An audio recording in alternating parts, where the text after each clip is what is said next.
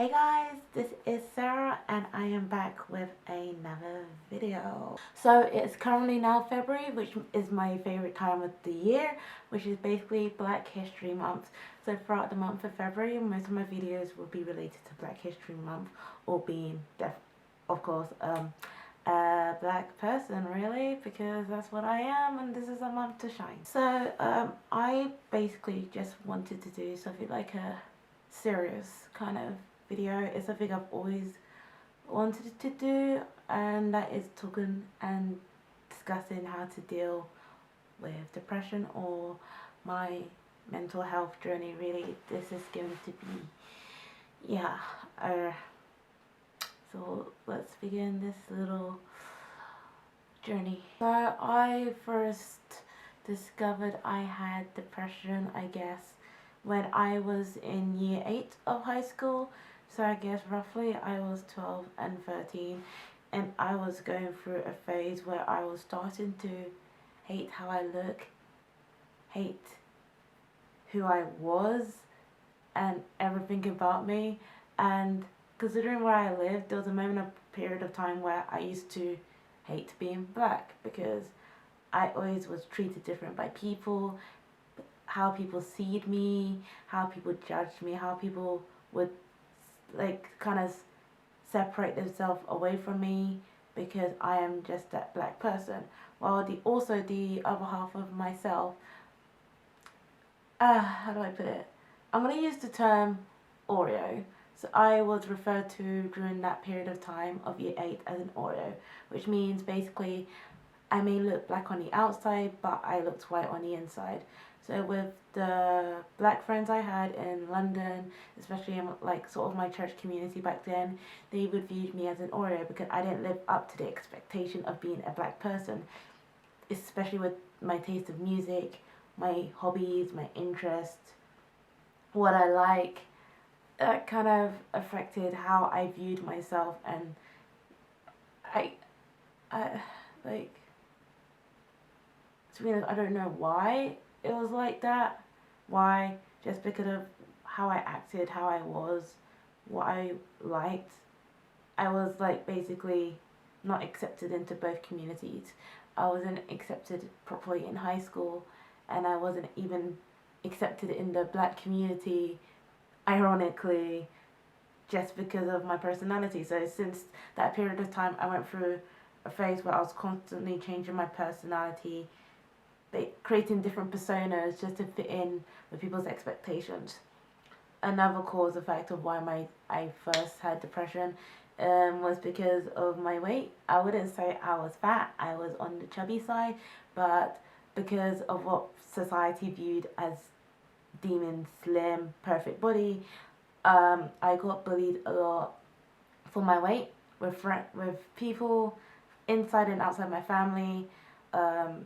People always disapproved of my weight. I would get called fat, chubby, a bowling ball because of my weight, and I just didn't know what to do about it. So I wasn't really great at expressing myself, really, because anytime I express myself, somehow it will backfire on me, and I always end up in arguments and I lose friends. So that's when I first started to self-harm. To be honest, how I first dealt with my depression at first in year 8 was through music. I got into K-pop because of my depression, and funny enough, that kind of made my depression worse because I got bullied and stuff and viewed differently again because of it. And so now it brings me up to year 9, so I guess when I'm like 14, I guess, I think I'm calculating the age right, 14-ish, my depression escalated and my anxiety. Especially on non-uniform days, I wouldn't feel comfortable in my own clothes. I wouldn't feel comfortable wearing baggy clothes. I'm not baggy clothes. I wouldn't feel comfortable wearing tight clothes, and how I treated others as well because of my insecurities wasn't really the best side of me. I got into more arguments with my parents because I was always on edge, but I didn't know how to share it with people. I didn't know how to express, you know, saying, hi, I need help. I'm scared of myself. I'm scared of what I'm going to do. I'm scared of how I see myself in a mirror. I'm scared of my own thoughts. I couldn't exactly share that with the world. I couldn't even share that with my friends. I couldn't share that with my family. I had no one to tell it to back then. I was constantly trying to fit in, and being teased in school wasn't really helping as well, and not fitting in my own like ethnicity community, as I would say, it was not exactly helping me at all. And it I basically turned to the internet to be my source of guidance, but little did I know that would have been my downfall a bit. I started to, by the time I was 15, I started to push myself away from my friends. I I had two friendship groups at the time, and I separated myself from both because I felt like they were better off without me, because my existence only caused problems or controversies or just drama that didn't need to be. That's what my existence was. I thought I was being a hindrance to my family. See, at the time, my parents thought not. They didn't know at the time I had depression. They just thought I was just not happy with my weight, and I was just always angry and moody about it. But that exactly wasn't the case. So I self-tanned more. I don't really have my scars. As you can see, they kind of like faded away, like some of my scars. So yeah. So I decided I wanted to really change because there was another friend of mine that was going through depression, and I like to always compare my life to others, and I always feel like I don't deserve to complain about my problems.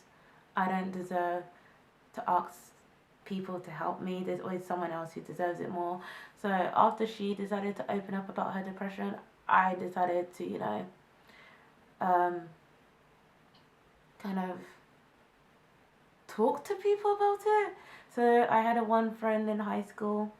Her name was Samantha, and there was also Therese, and there was also Sophie Kelly, that I expressed my mental health to a lot, which helps because I see my friends as my second family. So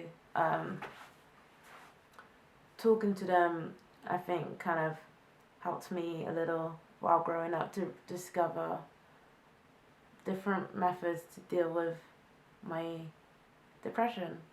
Yeah.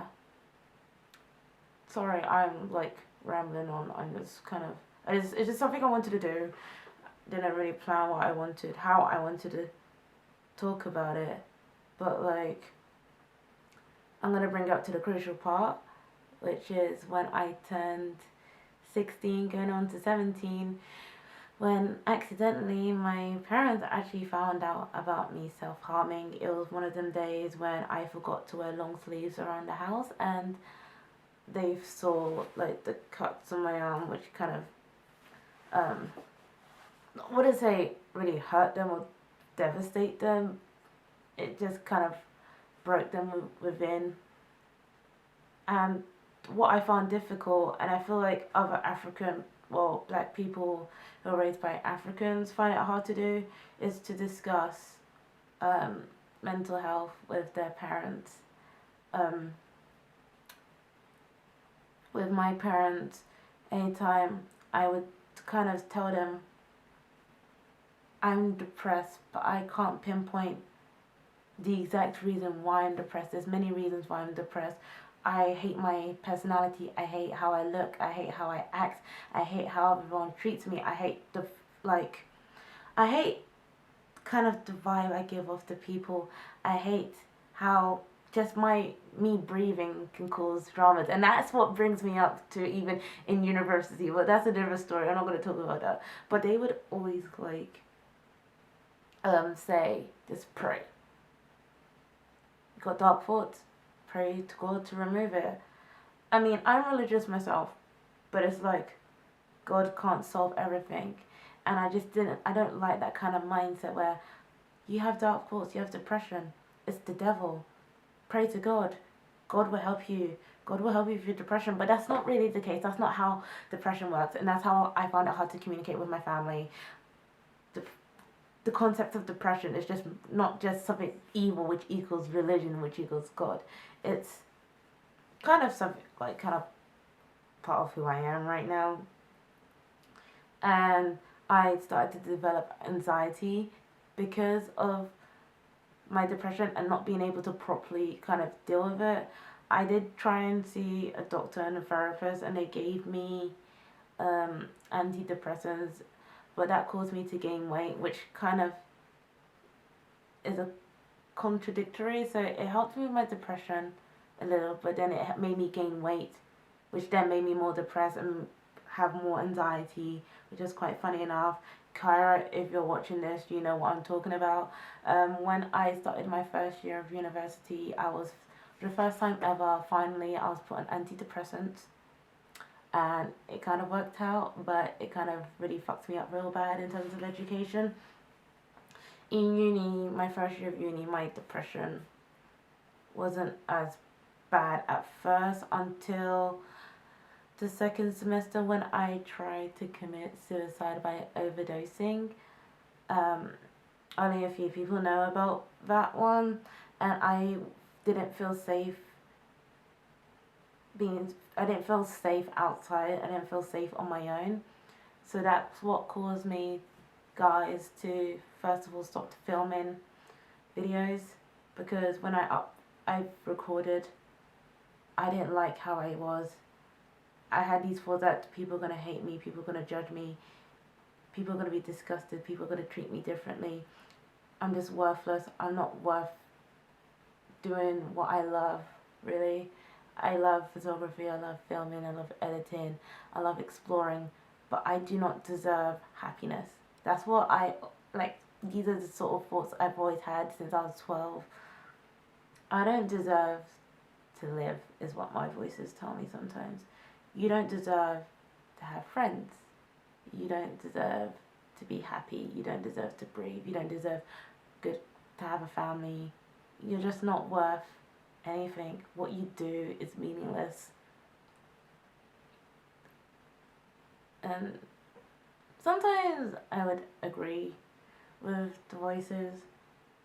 Maybe I'm not worth, dedicating time to in this world. And yeah, that's what, yeah. So I don't even know. Even though I'm gonna be doing this journey of finally actually accepting that I was never okay, I was never fine. I've come to terms. I'm actually now able to finally be who I am, and yeah. I'm gonna end this video here because I ain't gonna lie, I feel like crying. The more I think about my growing up and dealing with depression and stuff, that's the main reason why I will make up for this video, so I wouldn't cry. So this is basically an introductory to this February videos in one take. Yeah. But if you're watching this, I'm fine now as a starting point, so please don't message me saying, Sarah, are you okay? Sarah, I'm there for you. Sarah this, Sarah that. Just treat me normally if you're hearing about this for the first time. I have specific people I talk to still about my mental health to keep me going. I have ways of dealing with my depression and my anxieties at the moment. So yeah. So this has been Sarah, and just peace. Bye. Matane.